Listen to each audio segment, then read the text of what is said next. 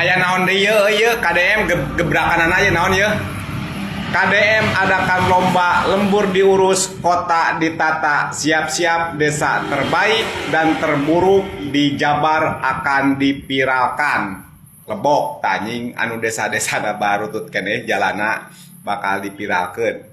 Dana-dana desana meureunnya anu jang pembangunan anu kusia sok diparake teu ceureuh anjing teu bakal kabongkar engke. Bisa we Bapak aing mancingna Allahu Akbar aing. Pokona mah gaskeun Pak. Assalamualaikum warahmatullahi wabarakatuh. Apa kabar teman-teman semua dimanapun kalian berada, bapak-bapak, ibu-ibu, teman-teman, adik-adik, kakak-kakak, abang-abang. Masih pada sehat ya? Mudah-mudahan lagi hari ini kalian sedang dalam keadaan fit dan juga mood buster gitu kan. Meskipun kita disuguhkan belakangan ini banyak sekali pemberitaan di media sosial yang menyoal peraturan dan kebijakan pemerintah pusat tentunya yang cukup membuat banyak masyarakat geram soal PPATK yang ya kalian tahulah sekarang apa yang terjadi gitu. Dan juga soal peraturan yang mana katanya kalau ada lahan nganggur atau lahan terbengkalai atau lahan tidak diurus oleh pemiliknya akan disita oleh negara katanya, dan akan diakuisisi dan diambil oleh negara. Dengan pemberitaan-pemberitaan tersebut kan sebenarnya kita sebagai masyarakat jadi bolak-balik berpikir ya, sebenarnya mau negara ini gimana sih gitu kan. Ya udah mah masyarakat punya lahan cuman segitu-gitunya, nggak keurus itu ya karena sibuk nyari uang tambahan di luar kan, karena ya hasil pertanian juga memang minim gitu bro.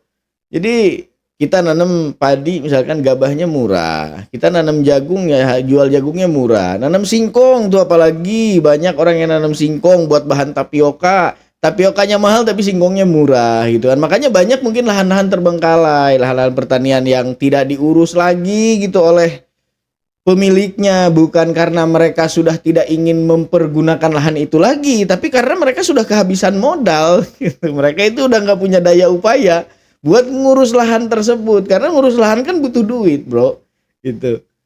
Jadi bertani itu butuh modal, sedangkan modal yang mereka butuhkan itu ya mereka nggak punya, harga jual hasil buminya turun murah gitu. Jadi gimana ya, seolah-olah kita itu lagi dijepit gitu dalam sebuah keadaan yang pada akhirnya kita dipaksa harus menyerahkan gitu satu-satunya harta berharga milik kita gitu. Masuk akal nggak? Kadang sih nggak masuk akal. Bukan kadang, memang nggak masuk akal. Nah, menyoal Kang Deddy Mulyadi yang katanya bakal ngadain lomba gitu antar desa, yang desa terbaik dan terburuknya akan diumumkan. Siapa kadesnya, siapa ibu kadesnya, dan siapa camatnya, serta siapa inspektoratnya mungkin akan diumumkan gitu. Yang terbaik boleh dong gitu tampil di depan, yang terburuk ini yang bahaya. Itu malu. Jadi memang transparansi anggaran itu adalah salah satu program unggulan Kang Deddy Mulyadi di Jawa Barat ya. Jadi semuanya dibuka ke ranah publik gitu. Termasuk yang kemarin kita nyaksiin kalau rapat membahas soal anggaran di Kabupaten Cirebon itu ya diunggah oleh Kang Deddy Mulyadi di akun sosial media pribadinya gitu. Dan itu gue salut gitu. Gue salut. Karena apa? Karena rapat anggaran yang selama ini sifatnya rahasia gitu. Jadi kok jadi dibuka ke publik gini, nggak malah bahaya. Ya, tindakan-tindakan Kang Deddy Mulyadi yang semacam ini nih sebenarnya yang membuat banyak sekali pejabat di Jawa Barat merasa nggak nyaman gitu dengan manuver dan program-program Kang Deddy Mulyadi yang membuat mereka senam jantung gitu. Ya, terlebih menyoal anggaran lah, yang mana ya anggaran itu kan adalah salah satu bagian terbaik dalam pemerintahan gitu, bagian paling empuk lah gitu, yang mana yang tadinya mungkin bisa selepat ya sekarang nggak bisa lagi gitu. Itu yang menjadi tanjakan besar buat para pejabat yang selama ini suka bermain dengan anggaran. Makanya nggak aneh gitu serangan kepada Kang Deddy Mulyadi semakin hari semakin masif dan semakin terstruktur dan semakin juga banyak pihak yang menyerangnya gitu dari golongan ini semakin ramai lah sekarang, semakin multipolar gitu. Bangun terus saya lihat desanya. Aku lihat sih dari tayangannya, dari TikToknya bangun terus. Soalnya kalau nggak ada TikTok, kalau nggak ada tayangan konten, kita nggak bisa tahu pembangunan di daerahnya. Iya. Tapi nggak ditegur konten di areal desa dipostingin keluar. Enggak. Tadi kira ada yang negur. Aduh. Bangun apa sekarang? Lagi kolam renang udah selesai Pak Deddy. Desa bangun kolam renang. Iya. Ada 2 kolam renang. 2 kolam renang. Yang renangnya siapa? Nanti kan ada SMP, MTS. Jangan sampai anak sekolah SD. dipakai seluruh renang loh. Enggak.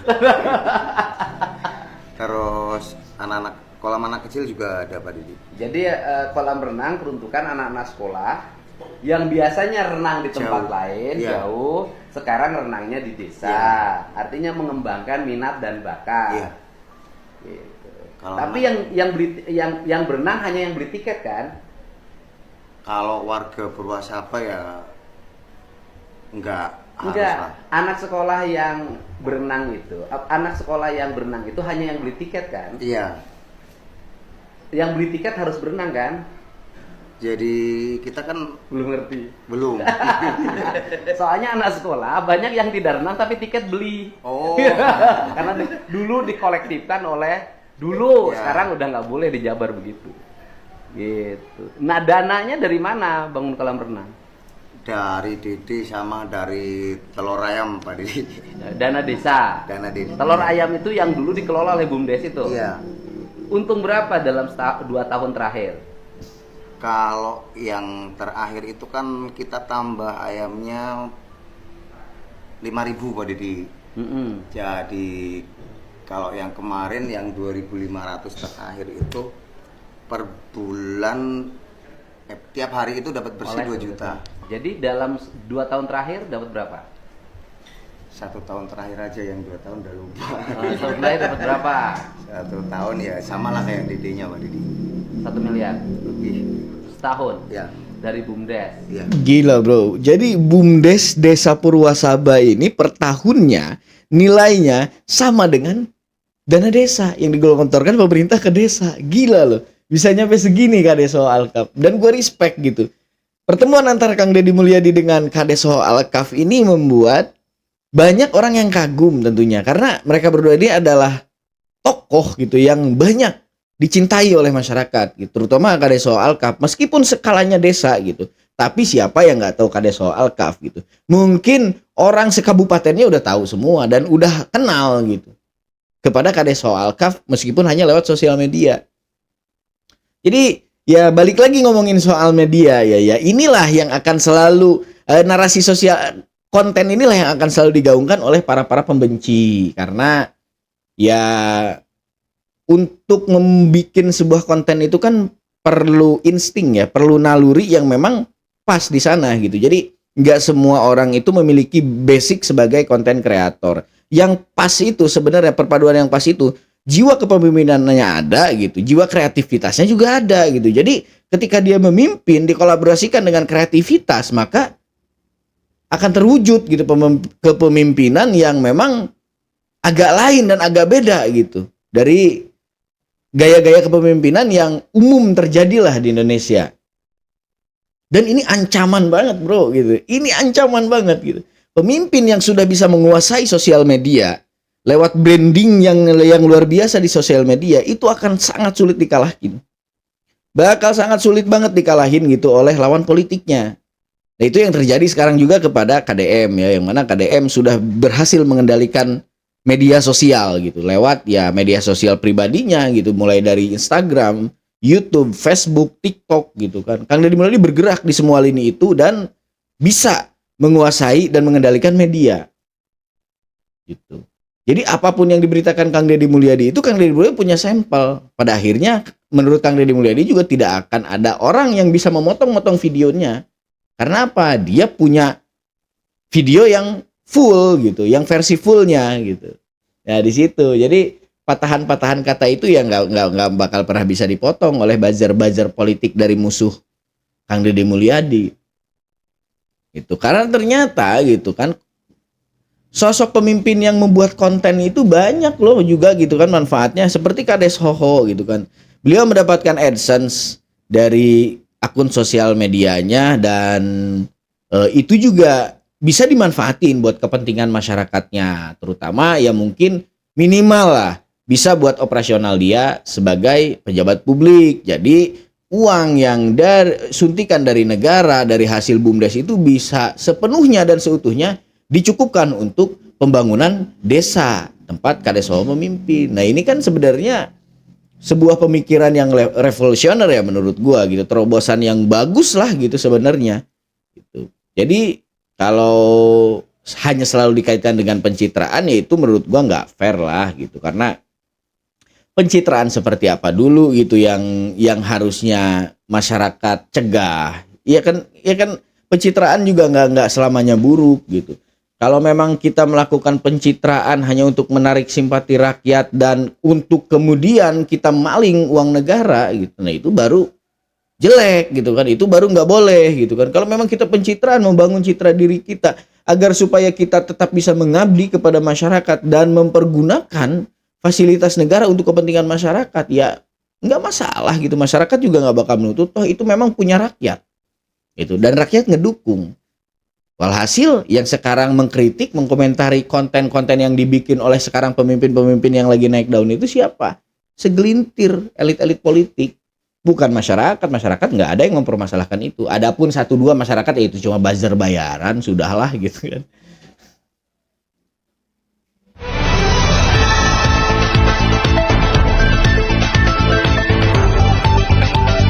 Hari ini, kita akan membahas sebuah kasus yang cukup mengguncang Jawa Barat. Kasus penipuan yang melibatkan Bupati Bandung, Dadang Supriyatna, dan PT Bandung Daya Sentosa atau BDS, sebuah BUMD milik Pemkab Bandung. Bayangkan sebuah drama yang melibatkan ratusan miliar rupiah, janji-janji manis proyek bernilai fantastis, dan tersangkutnya nama-nama besar dalam pemerintahan. Ya, inilah yang terjadi dalam kasus BDS ini. Mari kita lihat fakta mengejutkannya. PT BDS diduga telah melakukan penipuan terhadap beberapa perusahaan dengan total kerugian yang mencapai ratusan miliar rupiah. Yang lebih mengejutkan lagi, ada seorang kreditur bernama Vita yang mengaku ditawari proyek senilai 100 miliar rupiah sebagai ganti rugi utang. Sebuah tawaran yang tentu saja terdengar sangat janggal dan tidak masuk akal.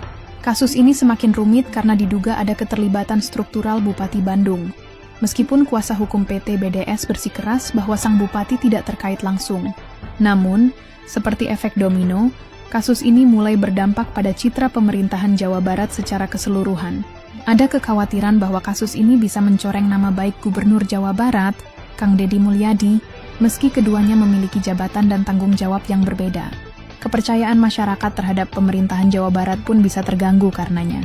Yang perlu kita ingat adalah pentingnya memisahkan tanggung jawab antara Bupati Bandung dan Gubernur Jawa Barat. Ya enggak dong, nggak bisa gitu dong gitu. Mengaitkan pemerintahan Kabupaten Bandung dengan pemerintahan Jawa Barat, semuanya ya sudah punya tugas masing-masing. Tapi ya mungkin itu yang menjadi kekhawatiran masyarakat ya selama ini.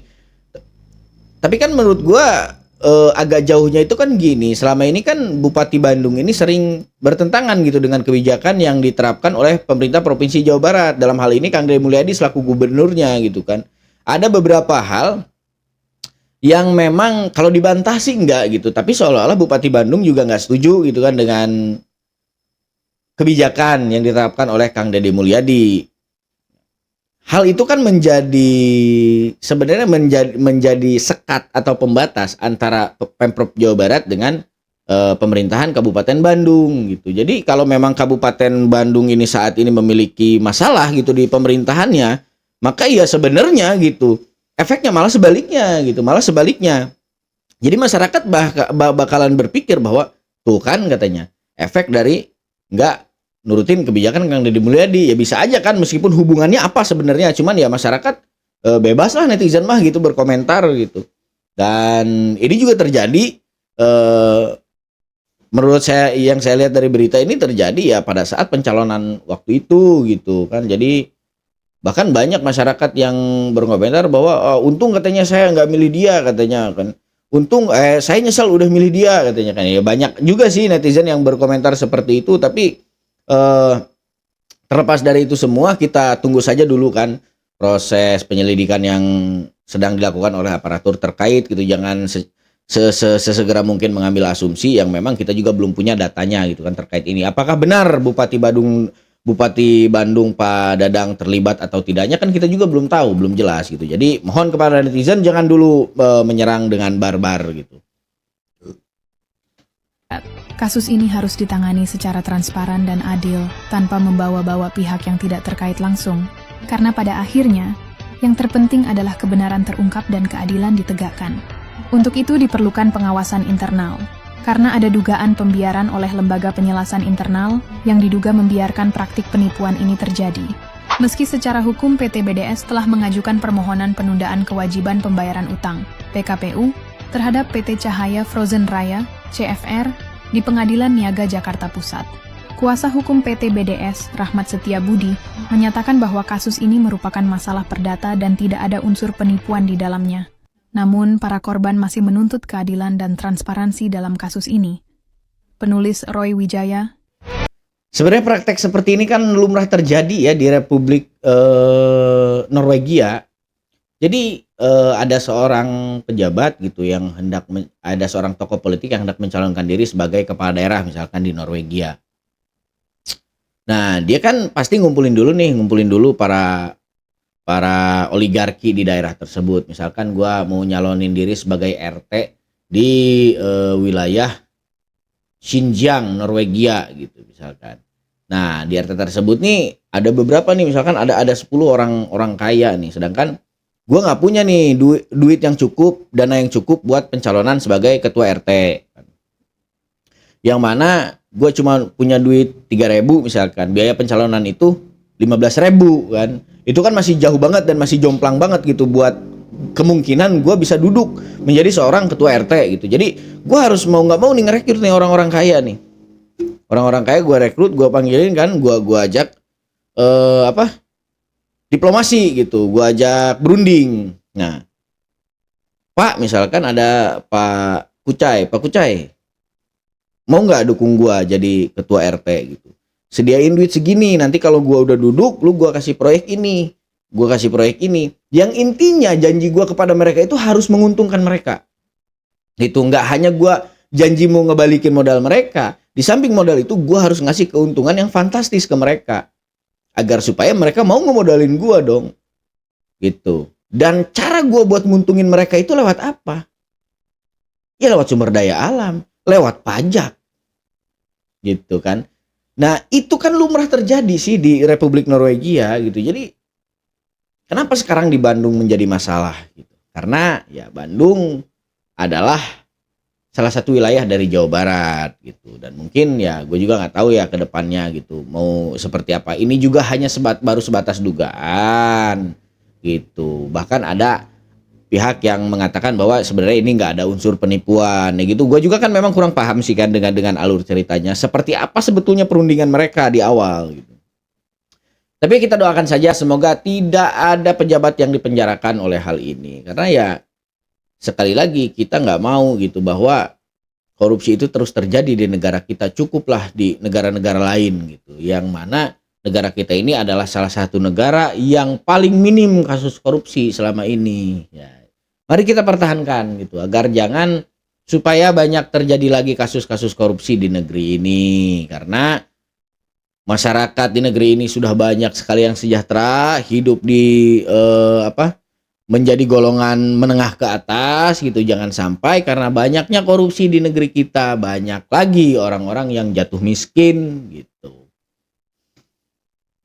PPATK memblokir 140.000 rekening pasif dan nilainya mencapai 428 miliar. Salam APBN, ambil positif, buang negatif, tonton videonya sampai habis. Ini kagak ada angin, kagak ada hujan, kagak ada badai, kagak ada tsunami, kagak ada halilintar. Tiba-tiba rekening 140.000 rekening diblokir dan nilainya mencapai 428 miliar. Kata gue ini ada gelok-geloknya nih ya PPATK gitu ya. Ini mau meringankan rakyat atau mau menyusahkan rakyat atau demi kepentingan rakyat atau demi kepentingan kalian-kalian? Tapi Tapi kabarnya PPATK sudah membuka kembali beberapa rekening yang tadinya diblokir nih, beritanya udah ada ya. Jadi habis diblokir dibuka lagi. Kenapa? Habis dipanggil sama Bapak Presiden, habis diomelin, habis diunyeng-unyeng lu, makanya dibuka lagi tuh blokiran. Lagi kata gue pakai lagu-laguan lu, pakai ngeblokir-blokir rekening lah. Kenapa? Itu hak yang punya rekening lah, itu hak nasabah lah. Mau rekeningnya kosong ke, mau rekeningnya dipakai ke, mau rekeningnya dipakai nabung doang diendepin 3 tahun 5 tahun ke, suka-suka yang punya rekening. Apa urusannya? Rekening kagak ada transaksinya dicurigain, giliran rekening-rekening koruptor kagak dicurigain. Kata gue emang ada lagu-laguannya. Katanya PPATK melakukan pemblokiran terhadap rekening pasif karena takut disalahgunakan.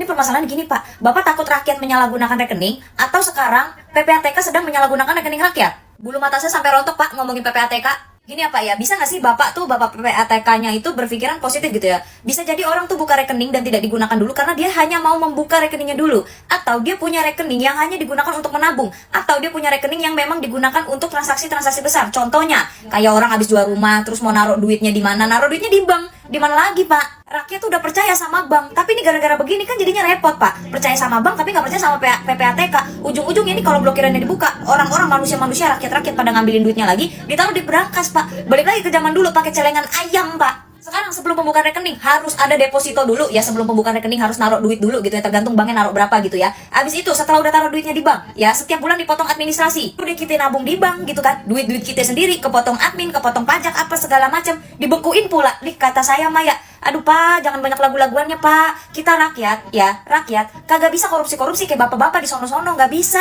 Kita mah paling punya duit di ATM buat apaan sih? Hasil penjualan tanah, hasil jual emas, atau hasil penjualan rumah, atau cuman ya transfer-transfer aja untuk dana darurat atau untuk belanja, mana yang rekening belanja, mana rekening kebutuhan, mana rekening ini, dan segala macamnya Pak. Kita mah kagak bisa korupsi kayak bapak. Apa yang mau dikorupsi Pak? Saya tanya dah. Lagi masa iya sih Pak PPATK nggak bisa bedain mana rekening yang mencurigakan karena ada aliran dana mencurigakan sama rekening-rekening rakyat yang memang digunakan untuk menabung? Masa PPATK nggak bisa sih Pak bedain Pak? Terus kemarin Bapak udah ngeblokir 140.000 rekening berjumlah 428 miliar. Dari sana hasilnya apa Pak? Ada yang mencurigakan nggak Pak? Kok nggak dibuka lagi Pak ke rakyat Pak? Berhenti sampai situ aja beritanya. PPATK memblokir 140.000 rekening bernilai 428 miliar. Dari situ Bapak nggak tahu kalau banyak rakyat yang menabung Pak. Bahkan Bapak lihat nggak beritanya Pak? Ada ya seorang perempuan gitu yang mau berobat tapi nggak bisa bayar pengobatannya Pak, gara-gara apa? Rekeningnya dibekuin Pak. Bapak kalau begitu apa tidak menyusahkan rakyat Pak? Coba Bapak pikir lagi deh Pak. Tugas PPATK itu adalah melacak aliran dana yang mencurigakan, bukan memblokir rekening pasif. Tugas PPATK itu adalah mencari tahu rekening aliran dana yang mencurigakan, bukan malah memblokir rekening rakyat. Lagi pula ya Pak ya, rakyat itu nggak budu-budu banget gitu Pak. Rakyat juga tahu kalau memindah tangankan rekening atau memindah tangankan aliran dana yang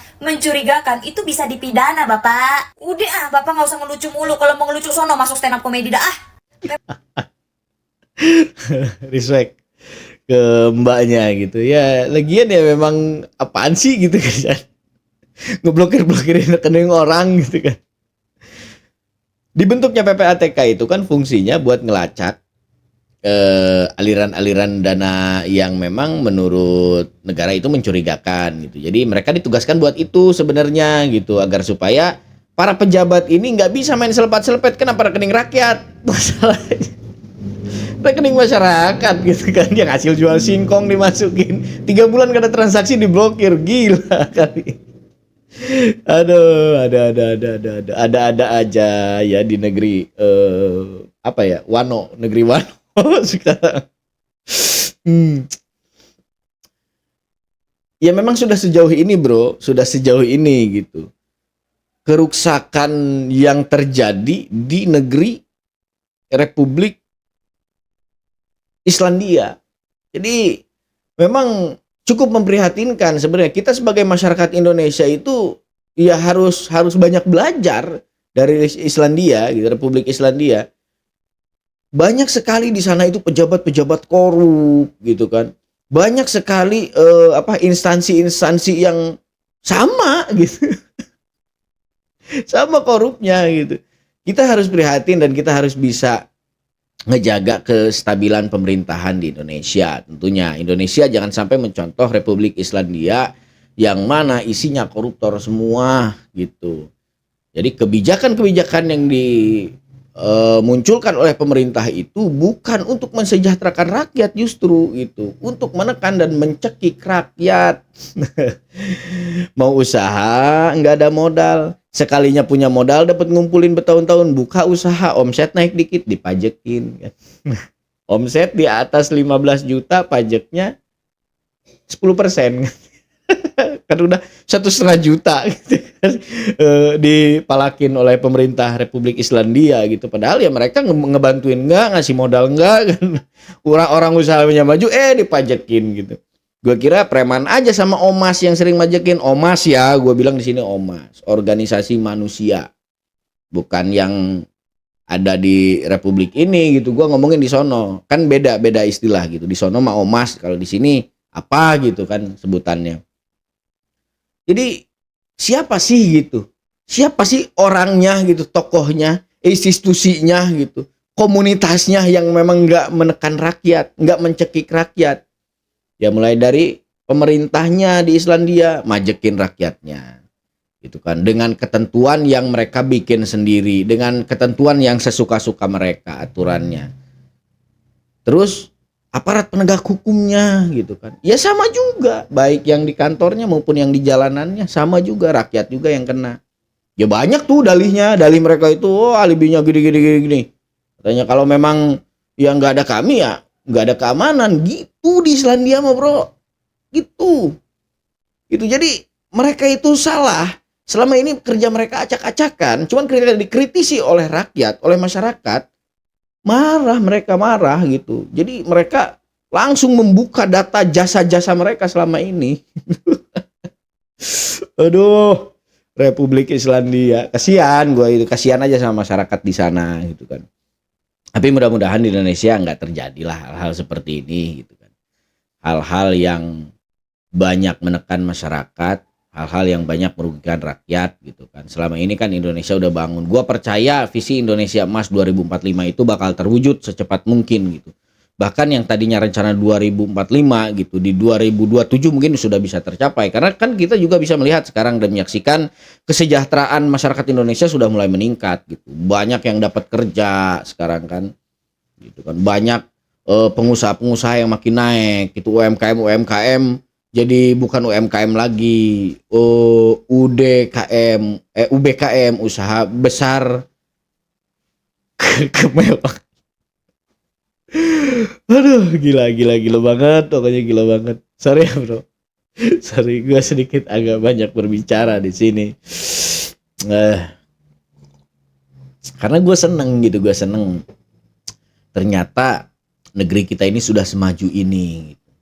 Dan gua hanya sedikit mau berbagi gitu tentang pengetahuan gua terhadap sebuah negeri gitu yang rusak banget pemerintahannya, birokrasinya hancur, acak-acakan banget gitu. Peraturannya nggak jelas gitu, undang-undang ada yang mesen gitu kan, pejabat pengusaha ini mesen undang-undang dibikinin sama mereka gitu. Ya terserah itu pro rakyat atau enggak gitu. Jadi kalau mau ngejelasin kemelut gitu dan kerusakan yang terjadi di Republik Islandia itu, gue juga udah nggak bisa, database di otak gue udah nggak bisa nampung gitu. Udah mau otaknya kecil gitu kan, kapasitasnya kecil. Gue sering ngeliat gitu pemberitaan-pemberitaannya masuk di televisi nasional sana gitu, di negara sana. Baik bro, daripada semakin banyak dan semakin ngawur, makasih buat kalian yang sampai saat ini masih menyaksikan kanal YouTube King Cepi, dan gue doain semoga kalian semua dalam keadaan sehat walafiat dan baik-baik saja, mulus rahayu berkah selamat. Mohon maaf kalau ada kata yang kurang jelas gitu, kalau banyak candaan gue yang memang nggak kalian suka gitu kan, kalau juga banyak perkataan yang kurang enak didengar oleh telinga dan kurang nyaman dirasakan oleh hati, ya itu kembali lagi keterbatasan gue sebagai seorang manusia dan insan biasa gitu. Sampai di sini dulu videonya kali ini dari gue. Kalau ada hal baik silahkan ambil dan jadikan pembelajaran gitu kan. Kalaupun ada yang buruk ya kita abaikan saja gitu. Itu kan hanya kekurangan-kekurangan segelintir atau seonggok-onggok daging yang punya nyawa itu. Sampai jumpa di video-video saja. Jangan lupa like, comment, dan subscribe. Assalamualaikum warahmatullahi wabarakatuh. Goodbye everyone.